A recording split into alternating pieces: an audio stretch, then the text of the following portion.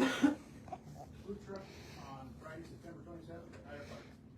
You want to come up? Who's the?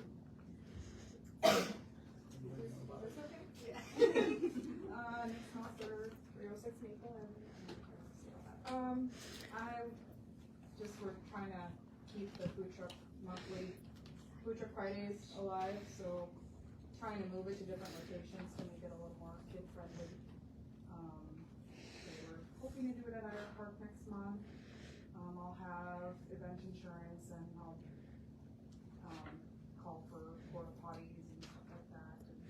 And we might need to use power. I guess that would be up to you guys, otherwise we usually have generators, so.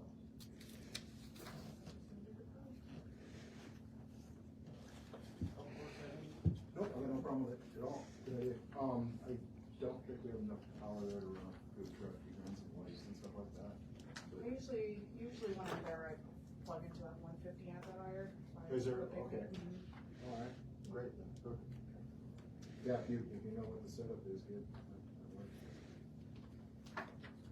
Who will bring this forward to the council? Usually, so you have specific hours that you want to be open? 3 to 8. 3 to 8. And I'll open up, set up, I think I have it 11 to 2, just for setting up. Call me today anytime I get extra trash can.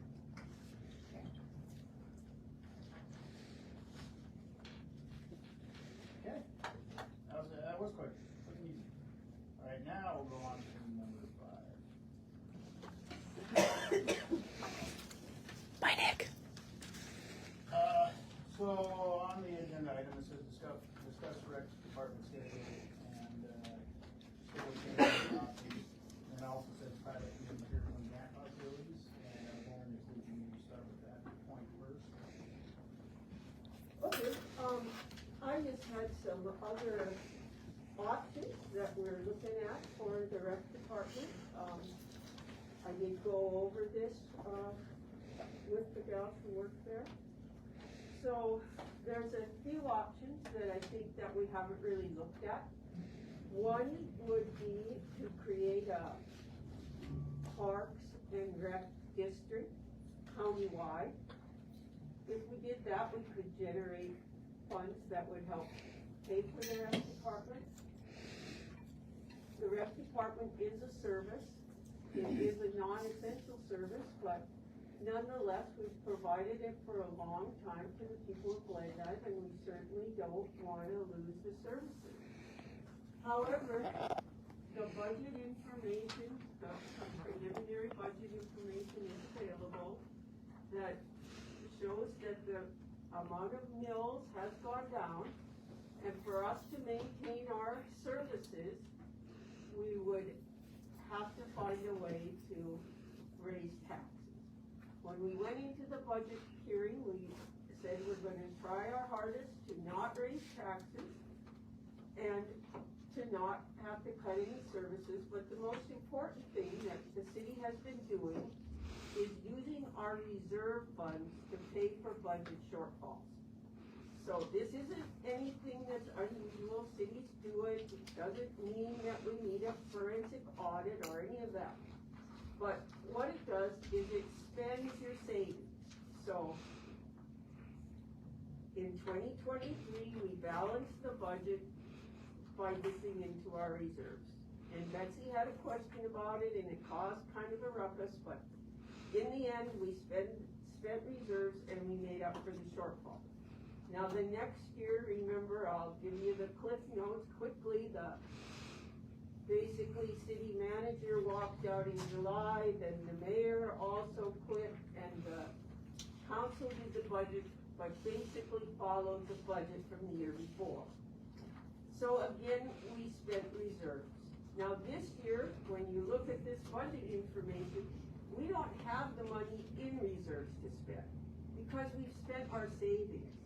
We're required to keep money in reserves, and that's why this budget has been really hard. So we first tried to identify how we could cut some of the expenses at the rec department because everything's gone up. As you know, it's inflation. It's gone up citywide, not just the rec department. But the rec department is our only non-essential service. So when we're looking at that, we're looking at how we could cut overtime, how we could cut student workers, how we could make this work and provide more services. Because there's a lot of times at the rec department that there's nothing going on down there. In the afternoons, they often take the afternoons off to flex their time around because there aren't activities. But my suggestions, which I came forward with, were some suggestions to have an after-school program, to have an all-day Friday program, to get kids from the college to come and work on skills and training with the other kids. Most of my ideas have been shot down as they won't work. So I asked the rec department people to come forward with solutions. And so it seemed like the solution that I saw was to post on social media for everyone to come to the meeting. So I'm glad you're here because if we're gonna try to get a ballot issue, we need people to carry a petition and to get it on the ballot. If we're gonna look at trying to get grants, which we've never done, and I don't know why, but there are grants available. And we need a committee, we need people who are dedicated to do it. We were talking about this Main Street, Montana Main Street grant program. It's a $2.5 million grant, but it has to have, basically a board of 8 to 12 people who are willing to spend the time, work on the grant, and it's a 5-year process. So it seems to me that we've got people here who care about the rec department, who want to try to find ways to keep it going, make it better, have a new rec department, whatever we could do.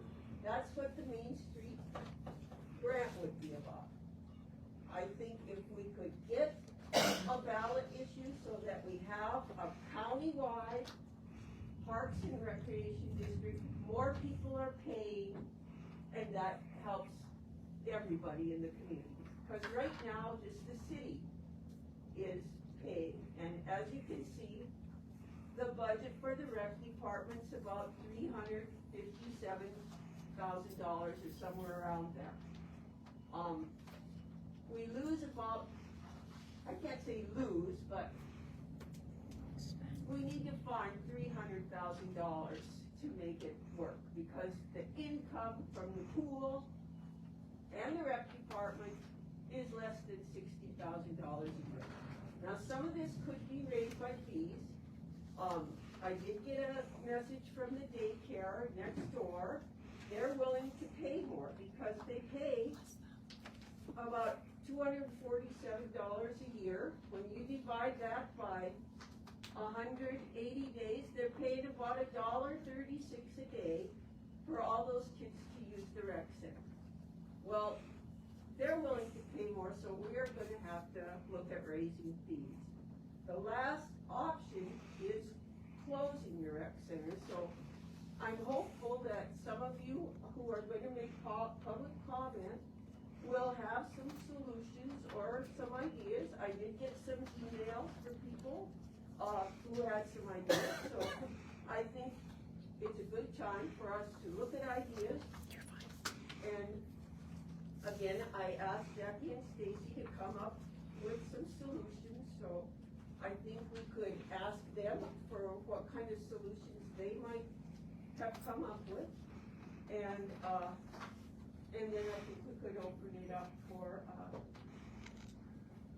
comment. I don't know, what do you think, Rhett? You're the chair here. Yeah, I just wanna piggyback off of what the mayor's saying. This isn't just a rec department thing, and this isn't a situation that isn't surprise to us. We've been projecting that things have been going downhill for 5 or 6 years, and then it didn't help when our police department we had the issue there and had to do what we had to do. And inflation since COVID, it's a real thing, and Frank can attest to that with all the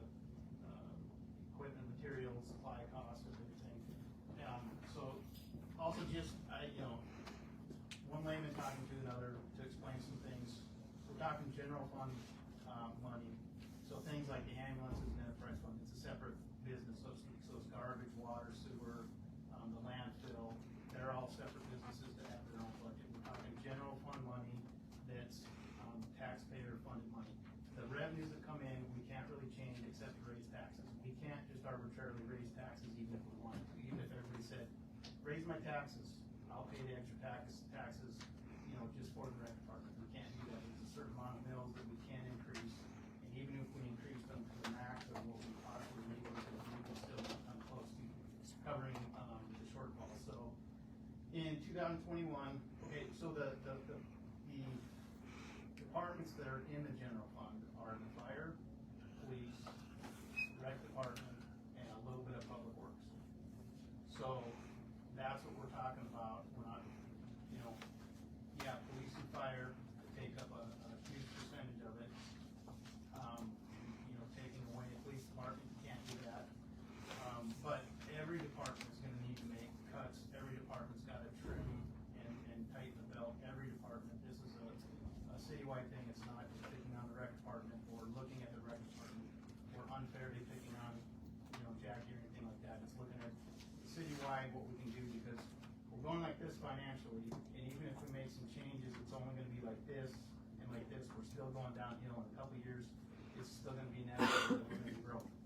So in 2021, our reserves were $1.5 million. And each year we spent down about 300 some thousand. So this year, to cover the existing budget that's proposed, we're like $600,000 short. We have about $700,000 in reserves. So even if we were to make this budget year pass and say, okay, we'll get through it this year, we'll see what next year, we are illegal, we're broke, we're behind the, next year, we are screwed. It's, it's not a good situation at all. And if we make, say we save $100,000 this year, instead of the $600,000 deficit, we're looking at $500,000. It's still this much of a change, and we're still going downhill drastically. And it's just a combination of everything. Our revenues stay the same, and costs go up. And so with everybody getting raises, which the city wanted and needed to do, but your payroll and wages keep going up and up, and every year that there's even a 2% raise or 1% raise, that goes up, your revenues stay the same. And so trying to be able to balance the budget on everything, it's just been a perfect storm. Things have not gotten better. So these are changes, and these are things we have to talk about that have to be made permanently on long-term plans. The changes we need to make, we need to be able to make so that at least we level off, if not building, and putting money back into savings. And again, the reserves are there, if there's a legal requirement, and also what's, also maybe not quite understood is, the city lives off of those reserves for 2 halves of the year. I mean, that's what we pay our bills and stuff out of. So, because we don't get taxables and stuff in except for twice a year, right? So we don't get paid as a city, we get paid twice a year. So we use those reserves to pay, paychecks, to buy diesel, to get sand for the streets. That's what we spend money out of to operate the city. So we have to have reserves for 6 months at a time, just to be able to pay our bills until the next tax bills come in. So this isn't like it's not a shock, it's not a surprise. We're not picking on any one department. It's got to be a citywide mentality. There's gonna have to be changes, there's gonna have to be sacrifices, there's gonna have to be cuts by everybody, and nobody's gonna like it, and then it starts pitting departments against each other. Police department, well, you don't need the fire department, or you don't need this or that. We're gonna have to get past all that, because everybody's gonna have to bend the belt. And so coming up with ideas on how we can save money, that's why I think you guys are all here. But you know the problems that we have and the tough decisions that we're gonna have to make. And, I don't know how we're gonna be able to do it. And we have to finalize this budget. It's gonna take, the only thing we can do this year is make an adjustment like this, but then we need to keep making adjustments until we can flatten back out of the rest. So, that's kind of a big thing I wanted to say about all this. Thanks, and I think the other thing was the decrease of the mills or the decrease of the value of your house that we have no control over. Yeah, value's down 3% this year versus 3.4%. We were hoping it was gonna go up about 2%. That means the city actually is bringing in less money from taxes. Now, we can raise taxes to equal the same amount of taxable money that's being in last year, and that's what, obviously, we're probably gonna have to do. So you won't see any increase in taxes, but it'll be an increase in mills. Just the number of mills, so it's not, that's smoking here or whatever else. So we'll be bringing in the same amount of revenue that we were last year, and basically what we were the year before. So, we're bringing in the same amount of money over the last 3 years, but over the last 2 years alone, payroll has gone up. When you compound it, it's, 8-9%. Citywide. So that's 9% difference from this year to 2 years ago on what we're paying out just in payroll. But the revenues coming in have not increased at all. And that's 6 figures, well into the 6 figures alone. It's an increase with no extra money coming in. So, And the other thing to point out, we encourage everybody to grab a copy of this document here, put together by Ide Bailey, okay, so this was provided to the city by our third-party independent contractor who's, putting the city's budget together. As Mr. Coon said, we could raise mills a certain number of level just to get them to where we're at. Now, the city does have, historically, the city has not taken the maximum amount of mills that it's allowed to overall. We have left, traditionally, the city has always left about 35, 36 mills or so, kind of on the table, that are not being taken. Just so everybody understands, if we were to raise mill rates this year, the maximum amount of mills that we can set by law, 273.41 mills. And one thing that would do is it would increase for a $250,000 home, $250,000 taxable value, it would increase the annual tax bill for that household by not quite $200, about almost $100 a year. Okay, which is then terrible, but at the same time, we don't want to raise people's taxes, right? Nobody wants to sit here and say, let's raise people's taxes. Even if we did that, though, according to Ide Bailey, even if we raise that maximum mill level, we would still have a $306,000 budget shortfall. So and raising those mills that we used to have is a one-time deal. it's a one-time deal. So next year, we don't have those mills that we need, and years after that, we don't have. So using the extra mills, A, would raise your taxes $150, and B, it would not even come close to solving our problem this year, not to mention years before. So, yeah, we use the one-time funding to help us balance the budget. We still have the same issues if not worse. So, anybody have anything they want to say? So,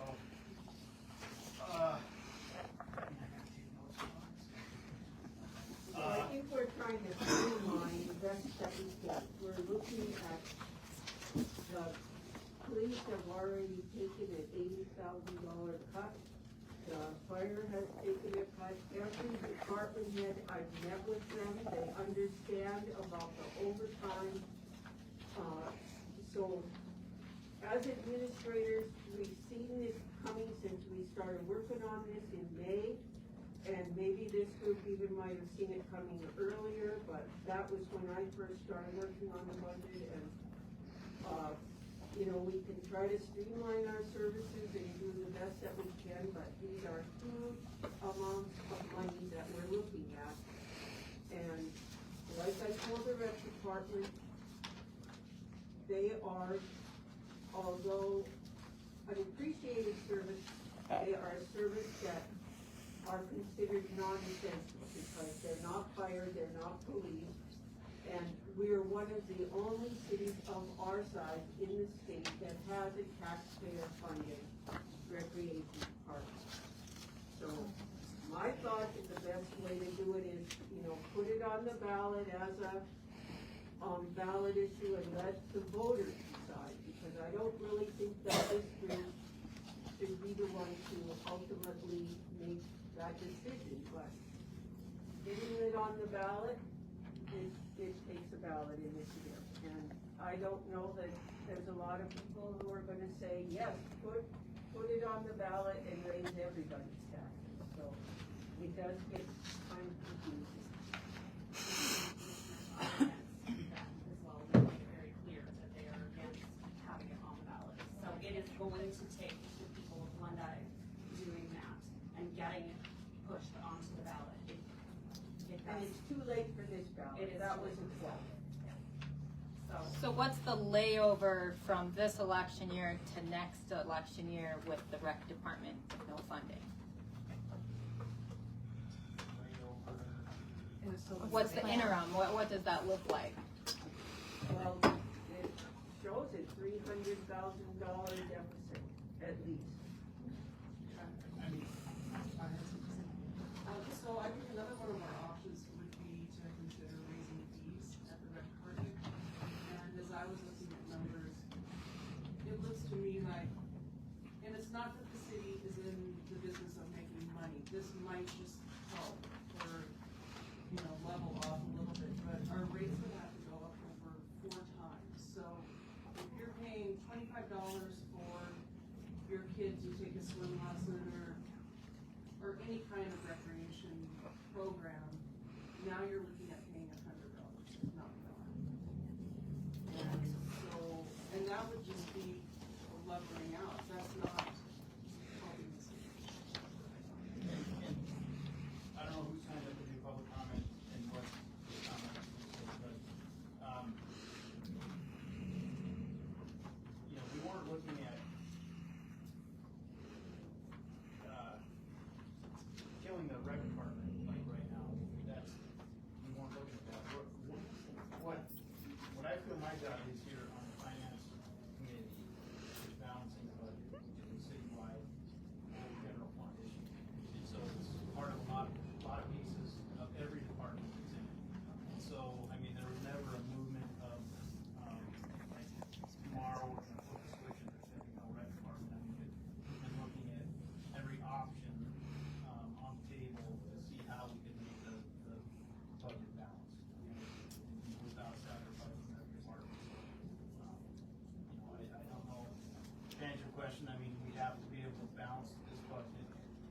And obviously, we're not gonna be able to, we're still gonna have to dip in reserves even if we can make some big changes. But again, it's gotta be, a couple-year plan that we try to put in place. But, to get from here to there, I don't know, but we do have, it's not just a $300,000 deficit from the rec department, it's a $600,000 deficit citywide that we have to try to fix. And so that's what we want to try to figure out now, September. So again, any ideas, any help, any assistance, any teamwork, people bashing people is not helpful. This isn't an emergency thing that just popped up, so you don't, multi-administrations in the city, not, there's no one person to blame, this has been building for the last 5, 6, 7 years. And so no single person, is to blame. I've heard some comments about that stuff, so, and building for quite a while. So anyway, who do we have first on the total? It'd be nice. Do they have access to a sheet too? Because they use another sheet. It shows the rec department over the last 7 years. It's a good example of showing how, by pure inflation, the numbers continue to creep up. 7 years ago, in 2017, our annual expenditures were right at $245,000 for the rec department. That's all, that's including the running of the rec center, all the programs, the volleyball, Utah Jazz basketball, the soccer, everything, and the swimming program, the swimming pool. Okay, so $245,000 7 years ago. This past year has increased steadily, up, and it goes like that up to 20, and then starting in 22 is when that inflation hit us all, and it just goes skyrocketing. So we went from $245,000 7 years ago in expenditure with, and at that time it was a $197,000 budget deficit in the rec department. Because again, the rec department does not recoup its expenditures through fees, because again, we don't want to charge people $100 per pop for a swim lesson, or $25 per day to use the pool. This past year, expenditure $364,276 is what it costs to operate the rec department, all the things included. Brought in total revenue and fees was just $67,578, leaving a deficit in the rec department of $296,000. So we have climbed up to over $350,000 in expenditures now per year in the rec department. Fees have remained fairly static. We haven't raised those fees very much over the years, because again, we don't want to price people out of being able to use the services, but we're just hitting the situation where, again, inflation is what it is, and it affects us all. It's affecting everybody's house, it's affecting everybody's business. But unlike a private business, the city cannot simply raise its costs and raise its prices and pass on those costs to the consumer. It just doesn't work that way with a municipality. And again, to Ms. Hedrick's point, again, this is all information from Ide Bailey, from our contract accountant here. In order for us just to get to a break-even point, we want to go, well, let's do it with the fees, right? Let's just charge people what it costs to use the service. Again, for the rec department, we have to increase the fees by 4.14% to break even. The swim fees would need to be increased by 4.71%, so almost a 5% increase there. So again, you're looking at people spending an astronomical cost all of a sudden to have to use those services. So again, it's a question of, do people want to pay $100 so they can swim, or do we have to look for less? And that's just the reality. Brett, can I just clarify, her comment, did you say that the commissioners were opposed to a rec district? Yes. Okay. I did say that. They're opposed to putting it on the ballot. Yes. Okay, So- this is something we faced 21 years ago when the tennis courts were built. The tennis association raised almost $700,000 to build it. We tried to get the city and the county to form a recreation district at that time to maintain everything, and because Miles City had done it at the same time. And at that time, there were different commissioners, they opposed it at that time as well. So, Well, and, yeah, and, because the city, supported about 20 years ago, or whatever that was, putting it on the ballot. Commissioners did put it on the ballot, the town voted it down. But, you know, the information, the marketing and stuff, there wasn't really any at that time, but I mean, if you think about it, the bulk of the residents live in city limits. Your city taxpayers, your rates, depending on how the rec district is structured, but your rates wouldn't go up that much. It would just be the people that are living on the, across the river and in the rest of the county that would then see a new tax that would be put on there, that would be equal to the city's taxes, and then you have a more functioning rec district. But, the bulk of the voters are in the city limits, and they all voted it down, even though their taxes were down on us. But anyway, it's something that there needs to be momentum and community buy-in and community leadership, on that. And then in the meantime, how can we get from here to there? Maybe there's other grants that we can look at, maybe there's other fundraising we can look at, maybe there's other stuff, but, at the end of the day, the city as a whole needs to.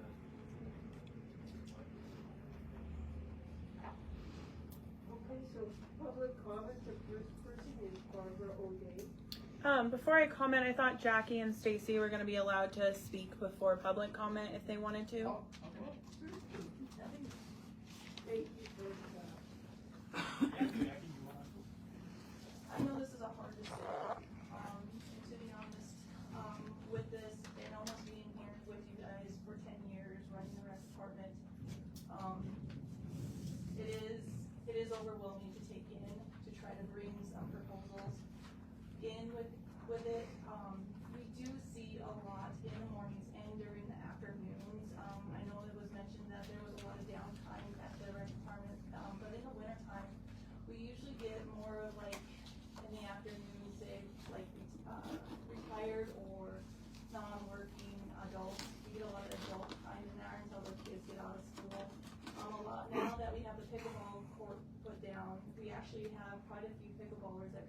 almost every day of the week, that buy memberships, play between, 1:30 till 3 till the kids get off of school and come over. So the gym is always busy. There's always some activity there. On Fridays, we don't usually have the pickleballers or any open gym, except for we just open up the gym, because we know that school is out on Fridays. So we just open that up for availability for just basically open gym. If you wanna shoot, we usually have foosball there, kind of different things. Some of them will bring in dodgeball or something like that. And just overall, kind of that way. So the gym is actually functioning most every day throughout the week. Because I know there was suggestion of moving us to noon to 8 to help eliminate our hours of call time. With that would be take away that extra 4 hours in the morning where we do bring in homeschool daycare that actually do utilize it. And then you would have to ask us to determine, do we want to have like the group of adults that come in the afternoon to utilize that, or do we want daycare? Because by the time that's all said and done, they need a couple hours, because you can't really run both of them at the same time. It would be kind of a conglomerate. School gets out at 3:30. Kids are walking over from the middle school, and then if we end up having programs in the evening, we usually end up closing about 5 to go over, set up, and usually we end up wrapping because it's hard to find referees. So it is something like that, but as we do that, with the 8 to 5 flexibility schedule, it does run well that one of us can be at the gym to help keep that open for the community, and I think overall that helps availability to all community members, adults, homeschool, and kids. With that being said, also, back in March when this came up, it was discussed that overtime, comp time was a suggestion. After looking back, we were told absolutely no more comp time. And with that, since we were told that neither one of us pulled comp time until May, I did pull comp time when the pool opened up. And when the pool started up, when we started up the pool, then that becomes a whole different facility of laws, regulations that we have to follow. So I feel like we did what you guys asked, that we didn't pull any comp time other than when we had to service the pool. So I guess when it comes down to flexibility of hours, you're looking at, if you do that noon to 8 p.m., you might be only looking at us having 4 hours to service for the community for that gym time, to where if you let us be able, if you open it up a little bit and let us do the 8 to 5, where we still flex our hours and make it work, that we don't do any comp time, and we just keep to our 40 hours, we can be a service to the entire community of all ages. So I just asked for an open mind, maybe hear out some possibilities, because we've been taking calls nonstop since this has been hit out to the public. We've been trying to listen. We're looking for proposals as well, because we do not want to see this program as well. Part of another situation, you guys talked about pay raises and stuff like that. I'm willing to take a pay freeze to help with that, and I think maybe that might be something, no offense to any other departments or anything, but would a pay freeze for a little bit help? Something like that. I'm not saying I'm not trying to attack on anybody, please don't be offended about that, but at the same time, it could be an option. I was looking around, and that did help for like at least a year or something. I mean, there could be options, and I'm just asking for maybe to hear everybody out. It's been a lot to take in the last couple of days, listening to the public and trying to take emotion out of it, because of course, yes, I've almost been here for 10 years. You guys have been always appreciative of what I have always brought in. You've always been grateful and told me how fantastic we have been doing. And then up until this last few months, it's kind of changed. So I just asked for an open mind, and I think that's all I have to say. Thank you.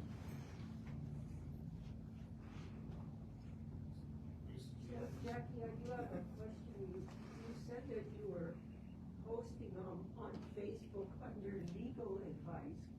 Could I ask you who your legal advisor was? That this is complaining, but I'm just curious. I do know a few, different attorneys and judges, so I just, as a friend, just reached out and, they just thought that the public needed to be part of it, to be able to help maybe see something, and that, I just wanted to make sure I was doing the correct thing too. I didn't wanna step over my boundaries either. I just have a question about that rec district. So what do we have to do to get that on the ballot? You have to get, I believe it's 20% of the voters to sign the petition.